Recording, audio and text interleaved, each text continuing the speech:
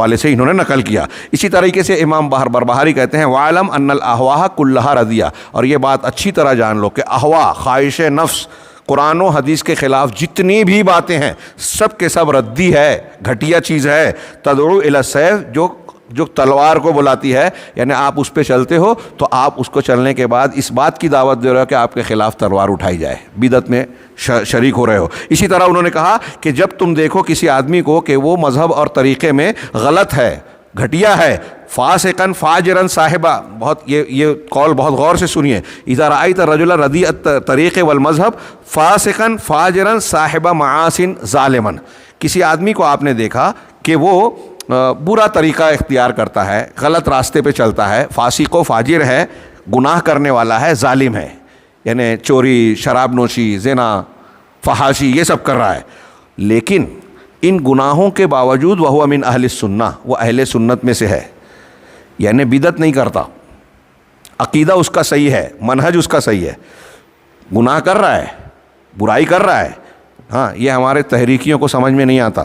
سعودی عرب کے لوگوں کا اخلاقی کوئی جرم دکھ جائے تو اس پر ہنگامہ مچا دیتے ہیں، اور اپنے موافقین کے عقیدے کی خرابیاں دیکھتے ہیں، طیب اردگان جا کے قبر پہ ماتھا ٹیک رہے ہیں، وہاں سے الیکشن کی تحریک شروع کر رہے ہیں۔ ہاں، پاکستان اور کیا نام ہے ایران میں یہ کھلا کھلا شرک ہو رہا ہے، قرآن و حدیث کی مخالفت، اور وہاں خاموش رہتے ہیں۔ یہ ان کی جہالت کا نتیجہ ہے، اور ہمارے لوگ اس سے متاثر ہوتے ہیں۔ اسلام پسند، اسلام معلوم ہی نہیں ہے اور پسند ہے، کس کو پسند کر رہے ہو؟ بدعت پسند کہو، اسلام پسند نہیں ہے، یہ بدعت پسند ہے۔ تو وہی کہہ رہے ہیں شیخ کہ ایک آدمی برائیاں کر رہا ہے لیکن اہل سنت میں سے ہے، ہاں، دوسرا فصحب ہو وجلس معہ، تو اس کو ساتھی بناؤ اور اس کے ساتھ بیٹھ سکتے ہو۔ یہ سمجھ میں نہیں آئے گا، بہت سارے ابھی میری یہ بات سنیں گے تو اس پر بھی ہنگامہ، دیکھیے مولانا کیا بیان کر رہے ہیں، کیونکہ ان کی جہالت ان کو اس سے تعجب میں ڈالے گی، ان کو سمجھ میں نہیں آتا۔ یہ سلف کی عقل ہے، شعور ہے، دین پر گہری نظر ہے۔ یہ بتانا یہ نہیں چاہتے کہ زنا بدکاری جائز اور اچھی چیز ہے، یہ بتا رہے ہیں کہ کون سا گناہ بڑا ہے۔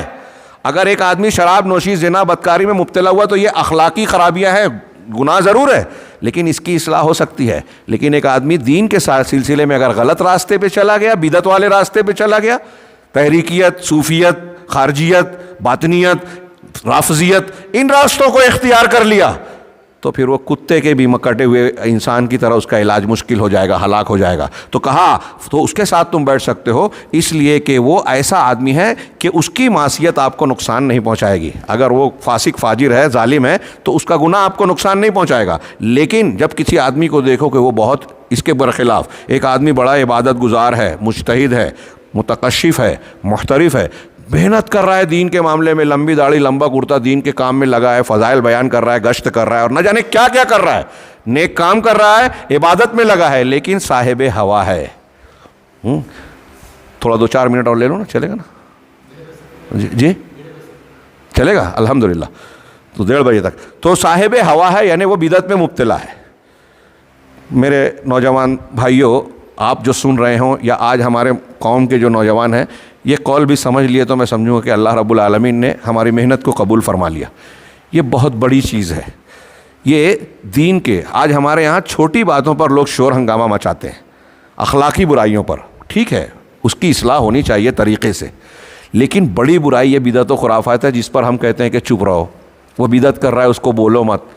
اگر کوئی ٹوکتا بولتا ہے تو کہتے ہیں کہ دیکھو اختلافی مسائل کو چھیڑ رہے ہیں۔ یہ تحریکی خاص طور سے زیادہ شور مچاتے ہیں، جدید دور کے خارجی ہیں، اور خارجیوں سے زیادہ نقصان پہنچانے والا کوئی نہیں ہے۔ یہ جتنے لوگ ہیں نا، آپ دیکھیں گے کہ یہ اسلام کو فائدہ نہیں پہنچاتے، اسلام پسندی کا ڈھنڈورا پیٹتے ہیں۔ یہ تنظیمیں، یہ جو ابھی ان پر پابندی لگی ہے، فرنٹ والے اور دوسرے، ان سے اسلام اور مسلمانوں کو فائدہ کبھی نہیں ہوگا۔ جو ہوگا ان کو لگتا ہے کہ دکھائی دیتا ہے، ایسا وہ فائدہ نہیں ہے، نقصان زیادہ پہنچے گا۔ تو شیخ علامہ بربہاری کا یہ قول پھر سے میں دہرا رہا ہوں، بہت غور سے اس کو بعد میں بھی سوچئے گا کہ کیا سمجھانا چاہ رہے ہیں، کہ اگر کوئی ظالم فاسق فاجر آپ کے ساتھ آپ کو دکھ رہا ہے، بدعتی نہیں ہے، اہل سنت میں سے ہے اگر وہ، تو اس کا ساتھ پکڑ سکتے ہو، اس کے گناہ آپ کو نقصان نہیں پہنچائے گا۔ ہاں، آپ گناہ سمجھ رہے تو آپ ٹوکے کو بولے گی، یہ ایک الگ چیز ہے۔ لیکن اگر ایک آدمی ہے جو بہت عبادت ریاضت کر رہا ہے، دین کا کام کر رہا ہے بظاہر، مگر وہ بدعتی ہے، صاحب ہوا ہے، تو کہہ رہے ہیں فلا تجلس معہ، اس کے ساتھ مت بیٹھنا، اس کے ہم نشین مت بنتا، نہ اس کے کلام کو سننا، ولا تسمع کلامہ، نہ اس کے کلام کو سننا، ولا تمشی معہ فی الطریق، اس کے ساتھ راستے میں چلنا بھی نہیں۔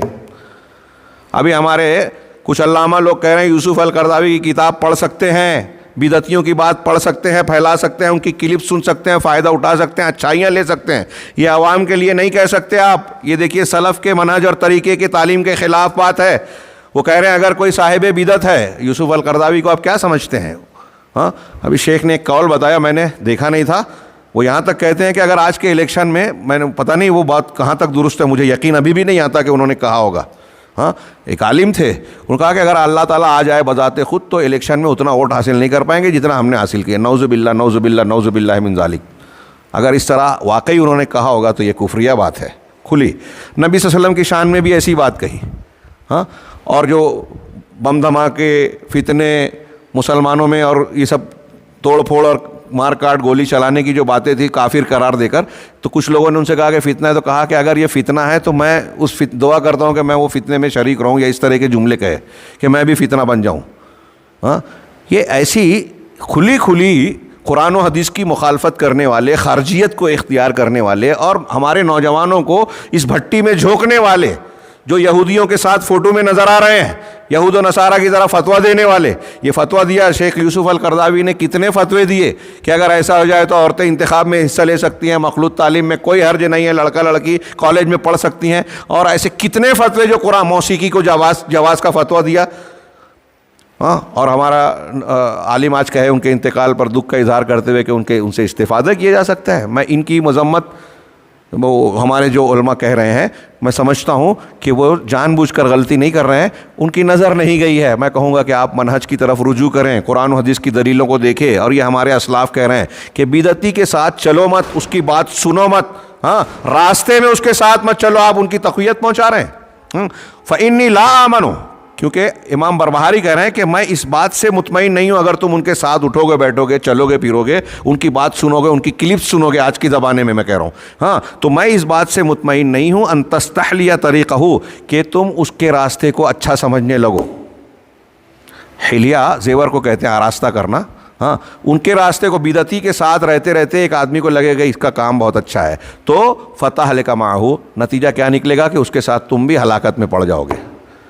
اور آج ہمارے نوجوان ایسے بدعتیوں کو ساتھی بناتے ہیں، گلیمر دیکھ کر، فالوورز یا تعداد دیکھ کر بدعتیوں کے پیچھے جاتے ہیں، جدید مفکرین کے قدامن تھام لیتے ہیں، سمجھتے ہیں کہ آج جدید دور میں یہ اسلام کے سچے مبلغ ہیں، جبکہ وہ یہود و نصارہ کے لانچ کیے ہوئے لوگ ہوتے ہیں، اور یہ ان کے پیچھے جا کے اپنے آپ کو ہلاکت میں ڈالتے ہیں، اپنی قوم، اپنے والدین کو بھی مصیبت میں گرفتار کرتے ہیں۔ یہ اقوال کے بعد